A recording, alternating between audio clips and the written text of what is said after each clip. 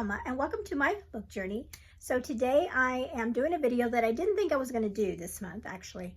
And I usually don't do a I think I've done it once, but I usually don't do a mid-month wrap-up because I don't read a ton of books a month. Maybe at the most, maybe, like maybe 8 or 9. But this month I've already read quite a few books. So I didn't want to wait till the very end of the month to talk about all the books, or else the video would be way too long. So I'm going to go through the books, and they're mostly Christmas reads that I have read for this month, for the first half of the month. And a lot of them weren't even on my original TBR video. That's how it always is. I have books that I either find at the library or they come in, books that I've put on requests from Libby suddenly turn up, pop up, and then I read them. But anyway, so I have some books that I have here physically, and then others that I read on Libby, and those were some really good ones. So I'll just go through these. These aren't in the order that I read them. I'm going to do the physical books first. Okay, so the first book I have here is, I didn't read this whole book. I just read one story out of here, and these are the Christmas books by Charles Dickens, and Ellie and I read The Christmas Carol. This we started in the beginning of the month, and it was part of our homeschool curriculum. We had a novel study that we did, and it was so good. It was really good. I learned a lot about the author, because they had part of the study was a background about him, about who he was and his history, his background, and how this book came to be written, or The Christmas Carol came to be written, and the society at the time. And it was really good. And then I have seen The Christmas Carol on like movies and things, but I've never read it myself. So it was my first time reading A Christmas Carol, and I really enjoyed it. I really did. And I was surprised at how close adaptations of this book have been, because certain lines out of the book they put right into the movies. And so after we finished reading, our assignment for the curriculum was to watch an adaptation, and I found one. It's so funny. I'll just have to say this real quick. When I think of A Christmas Carol, I always think of the first movie that I saw of it, when I was a kid, when I was younger, and it came out in the 70s, I think.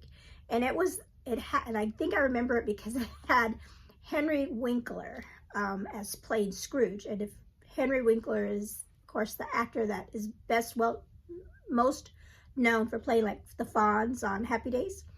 And so I always think of that.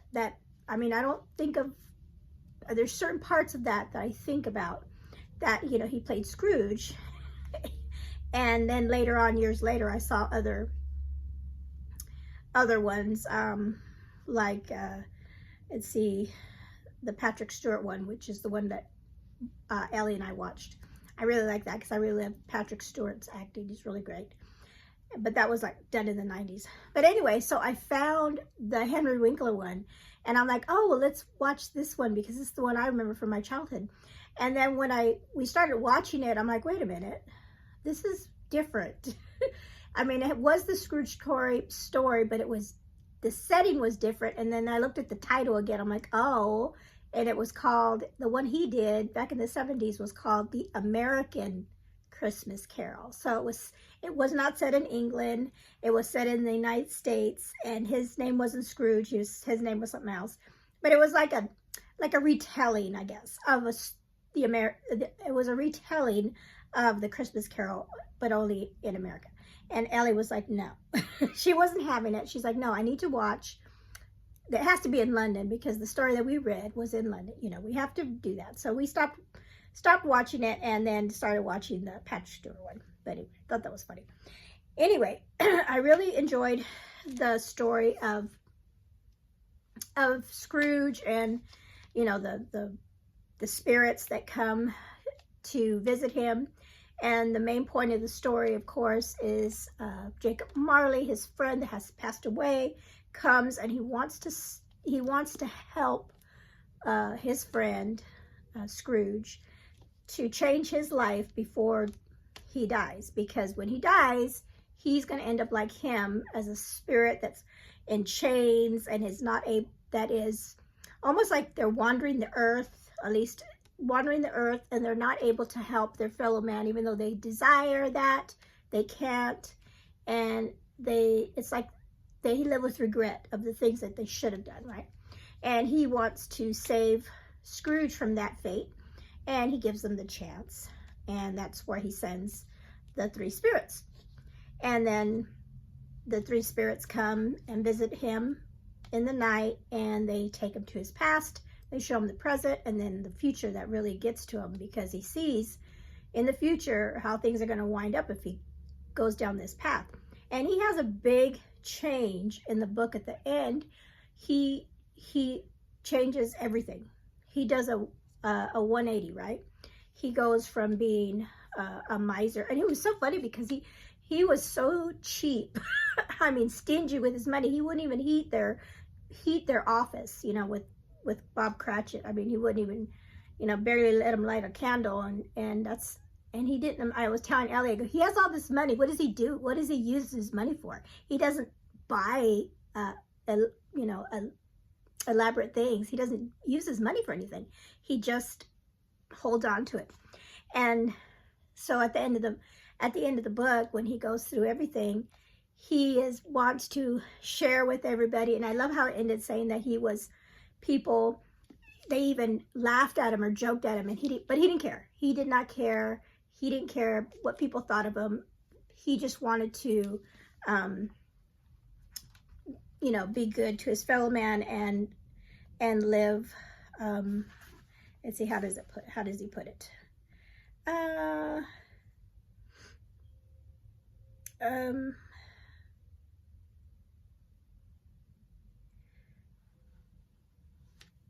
When they laughed at him, his let's see here. Maybe I want to make sure I get everything in there. Where is it? It's at the very end of the book here. It says, some people laughed to see the alteration in him, but he let them laugh and little heeded them, for he was wise enough to know that nothing ever happened on this globe for good, at which some people did not have their fill of laughter in the outest. And knowing that such as these would be blind anyway, he thought it quite as well that they should wrinkle up their eyes and grins and have the malady in less attractive forms. His own heart laughed, and that was quite enough for him. So it's like he didn't care. They were laughing at him. He knew what was in his heart, and he was happy that he had changed. And it was a big change. But when you see, of course, that, we don't have that. We don't have that luxury of knowing what's coming, right? But we should know that when we lead a certain life, it's going to lead us to a certain location, a certain destination. And he was able to see what was coming and make a course correction in his life. So a classic, and I'm really glad I read that one. So that was one I read so far. Okay, so the next one I read was The Christmas Shoes. This is a short one, and this one was so cute. This one is by Donna VanLiere, and this was based on, and I didn't realize it till later, it was based on a song. So let me see if I can get the name of the song. The song is called The Christmas Shoes by Eddie Carswell and Leonard. Those are the songwriters, but I can't remember who. I think it's New Song who sang it, and I think there's even a movie that they made. But anyway, the book is about the story. The main character is a man named what is his name? I forget. Robert. So Robert is telling the story of a Christmas that he spent in his life, where his life he was just going through the motions with his wife, and he had 2 daughters, and he's an attorney, and just, a what do they call that when they work all the time? You know, just round the clock, just workaholic. He was a workaholic, wanted to provide for his family, but in doing so, he had neglected his family. I mean, he was working crazy hours and then the weekends too, and so he never had time for his family. And his wife was getting tired of it, really. She didn't have a relationship with him. She basically said, you know, we're just living in the same house and that's it. And so she comes to him and says, you know, after the Christmas season's over, we're splitting up. I want a divorce because I can't go on any further than that. So he comes to a dilemma in his life where he is thinking, he thought he had done everything right by providing for his family, and he didn't realize that he had that distance between his wife, and he was resolved in himself, saying, okay, you know, he wasn't going to do anything about it. He was just going to, you know, let it happen. And then something happens that changes things. And I don't want to say because that's part of the story, but it was such a sweet story, and it about his life. And then also we see a story of a young boy and what's happening at the same time in his life. And then they kind of, there's a meeting, a chance meeting that changes everything. So it's really good. Like I said, it's really short, sweet book, and it, like I said, it's based on that song that came out. And I remember and then I went and I looked it up on YouTube to hear the song. And I'm like, oh, I remember this when it came out. So I do remember the song. Okay, so there's that one. All right, the other one. This one probably so far is my favorite of the month so far. This one is this book's going to make a book of the year, or one of my favorites of the year. And this one's Once Upon a Wardrobe by Patti Callahan. It was so good. And I buddy read this with Whitney from Whitney's Reading Journal. And I'm so glad that she read this with me, because she had such great insights for me and things I hadn't thought of. And we were just going back and forth, sharing our favorite lines. This book has so many great, and I had some tabs too, tabbed it up a bit, had such great lines in it. And, you know, quotes, such great quotes, and the characters were really, really wonderful. And so this book is about a young, it's written about a young girl. I believe she's 17, and she's very intelligent. She is a math whiz. She is really, I mean, English and reading are not her thing. I mean, she can do it obviously, but they're not her passion. Her passion is mathematics. And she has a young brother named George, and her name is, let's see, I can't remember her, Megs. So Megs has a young brother named George, and he is, let's see, is he 10, something like that? Or maybe is he younger than that? He's young, or is he 8? He's young. Anyway, so when he was born with some kind of damage, or his heart he had. And even when he was born, the doctors told the parents that he probably wouldn't live very long. So he was sick all the time. He was in his hot room. I wasn't able to participate outside, get out much, because he couldn't run or play or things like that because of his heart condition. So he was very sheltered. So his escape into the world was through reading books, which is, George is my favorite character in this book, because he's so wise. For a little boy, he had some very wise things to say to his sister throughout the books. Just really good. So he happens, somebody gives him the book, The Lion, the Witch, and the Wardrobe. During this time period, it had just come out. And they do live in England. And he is fascinated with The Lion, the Witch, and the Wardrobe, the story of Narnia. And he's talking to his sister, and he's saying, you know, I want to know more about this book, about Narnia. And the sister goes, you know what? The author, C.S. Lewis, he teaches at the Oxford, the school that I'm at. And he's like, well, can you go ask him where Narnia came from? And she's like, what? You know, he goes, yeah, like, can you go ask him? So she does it. She reaches out to C.S. Lewis and goes to him and asks him if, you know, the question for her brother.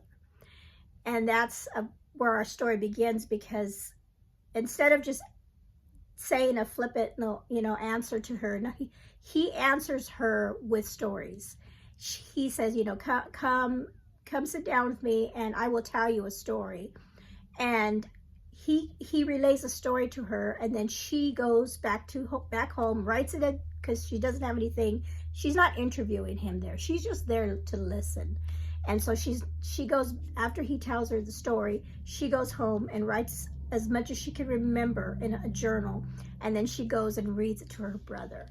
And so the book is about her sharing the stories from C.S. Lewis, and the stories that he's giving her is from his own childhood, like his upbringing and everything. And they're trying to piece it together and puzzle it, like, why is he telling us this? Because this is where the book came from, or the story of Narnia. But it's just a really beautiful story of the two of them, brother and sister.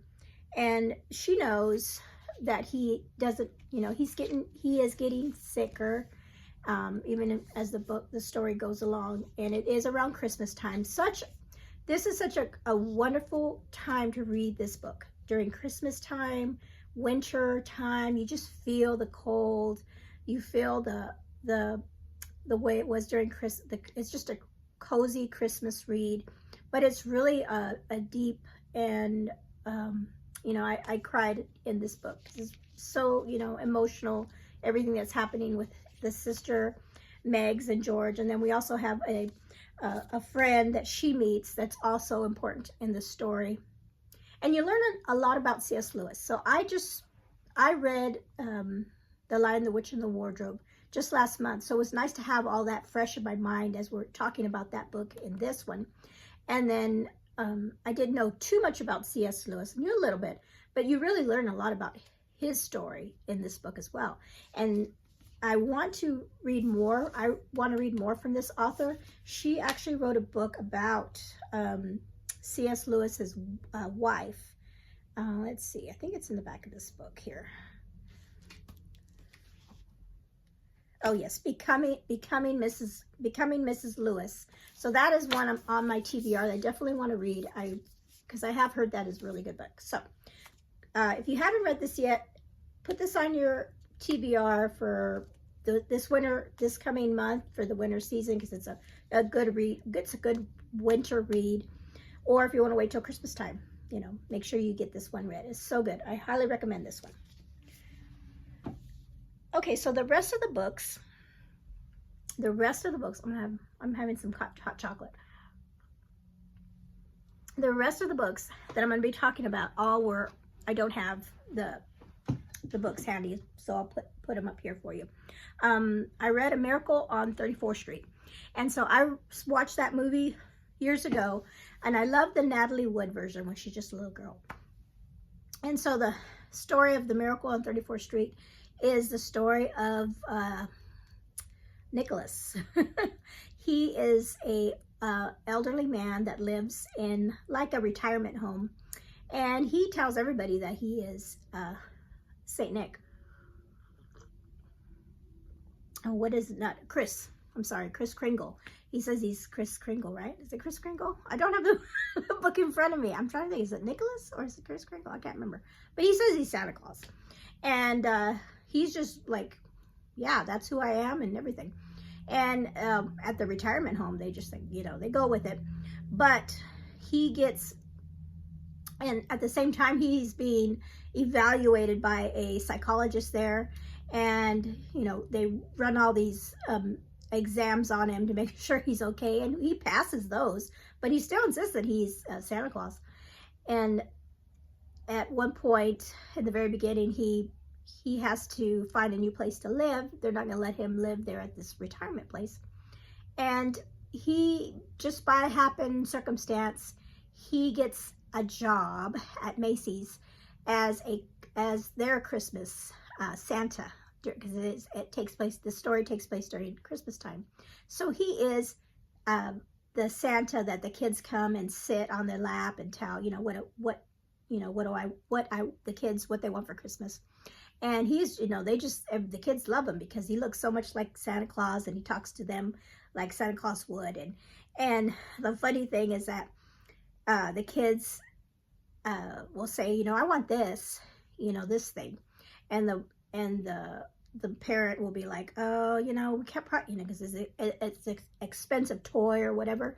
And then he tells them, well, the store down the street is having a sale on, so he starts promoting other stores, what they're selling, like it's cheaper than Macy's. And at first, when one of the workers sees that, he's like, we're going to fire this guy. He's sending customers elsewhere. But it turns out that people appreciated that. And they're like, we like that. He is, he wants what's best for the customer. So the people start sending appreciation to like the owner of Macy's, and it's a wonderful thing. So their sales boost because they're like, we're going to shop. We're always going to come back here because you guys are just so awesome, because your Santa Claus is sending us elsewhere, just for our good. So you've got a customer for life. And then later on, all the other stores in the city are doing the same thing because they want in on that. But other than that, so then what happens in the story is I'm trying to think why they take him to court because like I said, he says he's Santa, and they want to prove that he is not competent. Yeah, that he's not competent. And there's like a court scene, and it's a really short little story, and it's just like the movie. I was like, oh, this is exactly how the movie was. And you have that court where he's trying to prove that he really is Santa. And there's a young girl that is, her mother has raised her to be to think like an adult, not even like a child. So she doesn't believe in Santa. And so her part in the story is important too, because Santa really wants to, make sure that she doesn't think like an adult, has that childlike about her, and that happens in the book as well. So that was a really good one. It was a good read. I didn't even, like I said, I've seen the movies, but I didn't know it was a book originally. Okay, so the next one I wrote is Bespoke, a tiny Christmas tale by Amanda Dykes. Oh, this was so good too. This one I found on Libby. I was just doing a Christmas search, and I saw that, I think I heard about this one from somebody else. But I like Amanda Dykes. I had recently read one of her books and I really enjoyed. So this is about a young woman, and she is the daughter of so let me back up. So it started with this composer. He's a composer, and he writes symphonies and stuff. And evidently, I don't know if this is true or not, but in the story it said that it was bad luck to write a ninth symphony. So most composers would skip the ninth symphony and go on to 10. Well, this composer, I guess he didn't believe in that, and he went ahead and did his ninth symphony. But then nobody ever heard it. And then for many, many years, he was kind of recluse, and he didn't write any more. And then later on, he started again. But this missing ninth symphony was a mystery. And that was like the beginning of the book. And then we go to the composer and his daughter, and he has an adult daughter. And they go back to a place where they used to live a long time ago when she was little, and she takes her dad there. At this time he's getting older, and he's getting sick. She doesn't think he has that much time left, and she wants to do something special for him. So this girl, she was his child prodigy when she was only 5 or 6, oh, maybe 8. I always have trouble remembering their ages. When she was a very young child, she could play all the instruments. You know, she was like her own, she could be her own symphony. She played all the instruments. And she had an accident happen to her that prevented her later on to play music. And so this story is about her doing something that she wants to gift her father for Christmas. And she seeks out the help of a young man that was her friend during that time whenever she lived there as a child. And something happened that caused their friendship to sever back then. And so we have some healing, not only with her and her father, but her and this young man that is helping her now. It's hard to explain, and I don't want to explain it all because then I won't give things away. But it's another novella. It's really short. It's really good. So recommend that one. Okay.